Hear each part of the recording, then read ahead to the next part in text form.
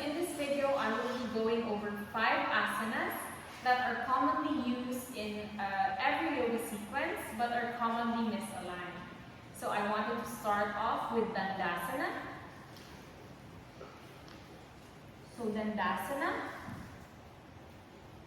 Now, bring your legs in front of you, straighten your knees. Now the common misconception with Dandasana is that it is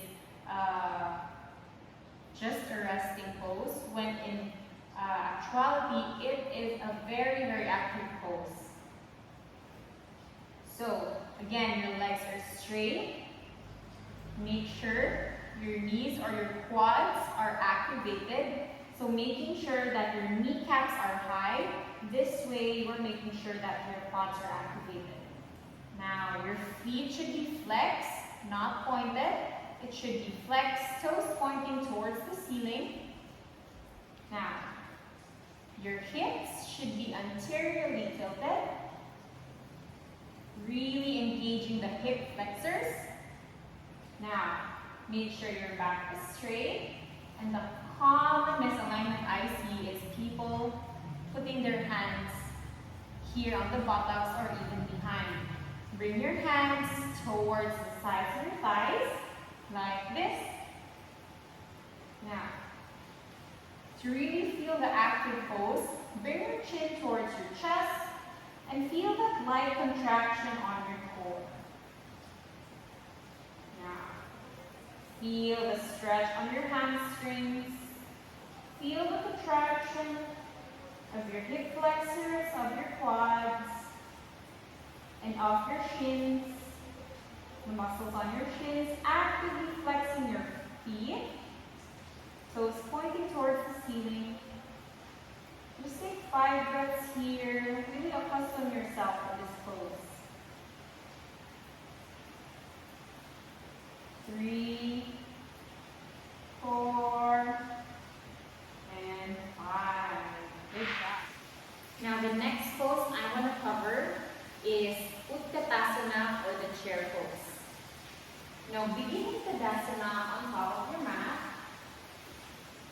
Feet together. Now, if you feel you are unstable with your feet together, you can bring your feet hip width apart and you can grab a block. So even if your feet are apart and your hips are apart, you're able to squeeze the block so you're able to engage your adductor or your inner thigh muscles. So I will be beginning to bring feet together, thighs together. Now, inhale, bring your arms up. Now, here you have the option to just open your palms to each other, or you can join them. Now with this, make sure your shoulders are away from your ears, really engaging those shoulder blade muscles. Make sure your back is not bent like this. Keeping them erect, engaging your core. Your neck and your head and your back should be aligned. Now from here, slowly bend your knees, bringing your weight towards your heels and not towards your feet. Now bring your awareness to your knees. Make sure they're present together. Your thighs should be present together as well. And your torso should be leaning forward a little on top of your thighs. Now, this is an active pose. Try to hold this for 30 seconds or 1 minute. So in this video, we will hold this for 5 breaths. 2, 3, 4, and 5. The next pose I wanted to cover, or the next asana I wanted to cover, is Padahastasana, or the big toe pose. So, there's a lot of things happening in this pose. So begin in Tadasana and bring your feet just hip width apart, not wide, not too narrow. Just hip width apart. Now, with your feet hip width apart, start start with an inhalation, your back straight, inhale, and when you exhale, really try to bend from your hips, from the fulcrum of your hips, and not from your back. So bend from the torso of your hips, really feeling that nice hamstring stretch, activating your hip flexors. And now you're going to grab your big toe with the first 3 fingers. So let's do it again. Inhale, back straight, spine erect. Exhale, bend forward from the fulcrum of your hips and grab your big toe with your first 3 fingers. Now, if you feel that this is tight and you are punching your back too much, you can bend your knees. That way you have more opening in the hips and you are able to lengthen your spine. Now again, inhale up, exhale, fold down from the fulcrum of the hips. Now once you grab your big toe, inhale as if you are coming up again. Lengthening your spine, looking forward. And exhale, fully forward bend. Now, curl your toes down on the mat, really feeling that hook on your middle and your pointer fingers. Now bring your forehead towards your shin. And relax your arms. Do not hold yourself down, forcing yourself into a deeper fold. Just feel the flex from the fulcrum of your hips, feeling the nice hamstring stretch. Now bringing your forehead towards your shin. Now, once you've achieved this pose, slowly bring your weight forward. Make sure you're balancing, you're not falling forward, just very slightly, and it's going to make a big difference. Try to stay here for 30 seconds or 1 minute, but for this video, you will be staying here for 5 breaths. 2, 3, 4, and 5. Inhale, lengthen first, again as if you are coming up. Exhale there. Release your hands towards your hips, and again from the fulcrum of your hips, come out of the pose. Very next asana I want you to cover is Cobra. So go ahead and lie in prone on your mat or lie on your belly. Now, bring your feet to point towards the back wall and make sure your feet is hip width apart and not together. So feet and hip width apart. Now situate your hands beside your rib cage. And instead of leading with your chin, try to lead with your sternum or making it a goal for your sternum to be raised up. So when you inhale, push your hands on the mat, lifting your chest up, leading with your sternum. Now, activate your shoulder blades. Make sure your shoulders are away from your ears and not hunched. Now, also do not lock your elbows in hyperextension. Really feel the activation on your forearms and your arms, pushing up. You can feel that light contraction of your back, of your mid and low back, and you can feel that nice stretch on your front body. To exit the pose, inhale here and exhale.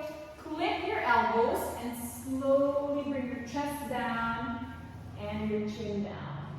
So the next pose I will be covering is the downward dog. So let's go ahead and begin in tabletop position. And before we proceed with our downward dog, let's do the puppy pose first. So from here, make sure the alignment is right. Your shoulders are stacked on top of your hips, and your knees are stacked on top of your hips. Now, bring yourself down into your forearms, still maintaining that nice alignment with your knees and your hips. You can uncurl your toes to point back. And when you're ready, slowly walk your hands forward and bring your chest down and your forehead down on the mat into puppy pose. Now what I really want to emphasize here is your arms are straight and your shoulders are away from your ears, and without the struggle of tight hamstrings, you are able to feel that nice flexion of the hips and your spine or your upper body bending from the fulcrum of your hips, and your back is straight. So stay here in puppy pose for a few breaths. 2, 3, 4, and 5. Now in this puppy pose, slowly walk your hands back to tabletop. Now from here, curl your toes and bring your hips up and back into downward facing dog. Now, again, hips up and back into downward facing dog. Still, do not straighten your hamstrings right away. Lift your heels and bend your knees. And really try to bend your upper body or your torso from the fulcrum of your hips, making sure your back is straight. Now bring your shoulders away from your ears and externally rotate your shoulders. You can see this if the eyes of your shoulders are pointing forward. Now make sure you're not flaring out your ribs. Engage your core, engage your back muscles, keeping that nice straight alignment. Now, if you feel you're flexible or warm enough, go ahead and try to lower your heels. And once you've lowered your your heels, really try to engage your quads by bringing those kneecaps high. Now, if you are finding difficulty with keeping your kneecaps high, you can lift your toes and you can see you are actively contracting your quads. Now, that was downward dog. Inhale, look forward. And bring your knees down into tabletop. Let's try to do it one more time. Again, be mindful of your alignment. Make sure your back is straight. Your ribs should not be flared out. And it should be nice. It should be a nice alignment. So if you are not able to straighten your spine with your hamstrings yet, go ahead and lift your heels and lift your knees. And bend your knees. Again, from tabletop. Inhale. And exhale, bring your hips up and back, bending your knees, lifting your heels off the mat, and really bending from the fulcrum of your hips. Now bring your shoulders back away from your ears, engage those shoulder blades. Again, externally rotating your shoulders, bringing the eye of the elbow pointing forward. Now, slowly lower your heels, engaging your quads, bringing your kneecaps high, and really planting your fingertips on the mat, spreading your fingers, spreading your toes. And that is a downward dog. I admit that my downward dog is also not perfect. I do have things to work out, but that was a basic breakdown